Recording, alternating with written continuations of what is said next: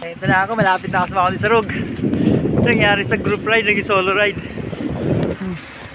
Hindi kami nagkita-kita. Pero okay lang naman. Masaya naman kahit yung isa. Marami din naman ako nakikita or nakakasalubong ng mga ibang riders. Medyo nakakahingal dahil paakyat. Hindi siya ganun ka-tarik. Pero ramdam mo yung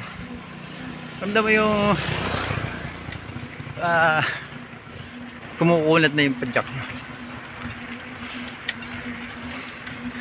Yan. Marami nang bumababang mga galing doon.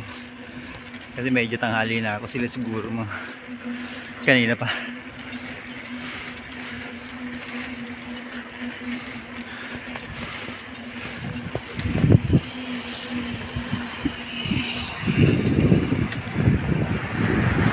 Okay, mamaya na ulit.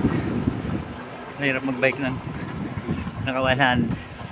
Alam nyo naman, wala pa tayong action cam. Cellphone lang po itong gamit ko.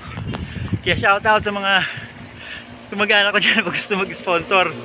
Baka naman. Okay, bye bye.